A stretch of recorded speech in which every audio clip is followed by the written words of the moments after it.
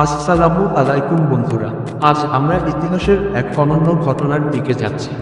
একটি যুদ্ধ যা শুধুই অস্ত্রের শক্তি নয়, বরং বিশ্বাসের শক্তি দিয়ে জিতে যাওয়া সম্ভব। এই যুদ্ধটি হল বদর যুদ্ধ। সময় 624 খ্রিস্টাব্দ, হিজরি দ্বিতীয় বছর।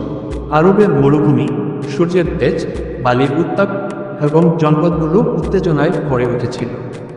মুসলমানরা নবী মুহাম্মদ এর নেতৃত্বে মদিনায় হিজরত করেছিলেন, কিন্তু শান্তি স্থায়ী হয়নি। কুরাইশরা তাদের শক্তি চ্যালেঞ্জ করতে চেয়েছিল। একদিন খবর এলো, মক্কার বিশাল বাণিজ্য কাফেলা সিরিয়ার পথে ফিরছে, যার নেতৃত্বে ছিলেন আবু সুফিয়ান। মুসলমানদের উদ্দেশ্য ছিল যুদ্ধ নয়, শুধুই কাফেলাটিকে আটকানো। সৈন্য প্রস্তুতি ও সংখ্যার পার্থক্য। মক্কা থেকে প্রায় 1000 সৈন্য আসছিল। তাদের হাতে শক্তিশালী অস্ত্র, বহু ঘোড়া, অভিজ্ঞ যোদ্ধা। অন্যদিকে মুসলমান ছিলেন মাত্র 313 জন। তাদের হাতে কয়েকটি অস্ত্র, মাত্র 2টি ঘোড়া, কিন্তু তাদের মধ্যে ছিল অগাধ ঈমান। নবী সাহাবীদের সঙ্গে দীর্ঘ রাত ধরে দোয়া করলেন।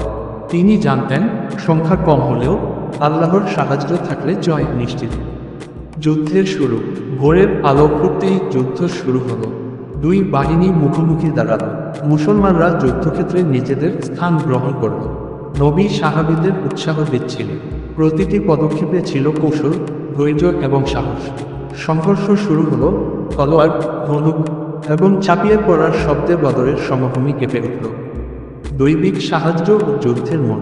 কোরআনে বলা হয়েছে, আল্লাহ ফেরেশতাদের পাঠিয়েছিলেন মুসলমানদের সাহায্যের জন্য। সংখ্যায় কম হলেও সাহাবীরা একে অপরকে সাহায্য করছিল। প্রতিটি পদক্ষেপ ছিল পরিকল্পিত।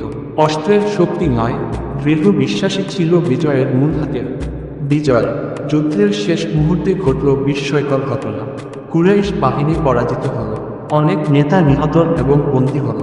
মুসলমানরা অর্জন করল এক ঐতিহাসিক বিজয়। যুদ্ধে যারা শহীদ হলেন, তাদের আত্মত্যাগ চিরস্মরণীয়। সংখ্যা কম হলেও ঈমান থাকলে অসম্ভব সম্ভব, এটাই ইতিহাসের বড় শিক্ষা। পরিণতি ও শিক্ষা।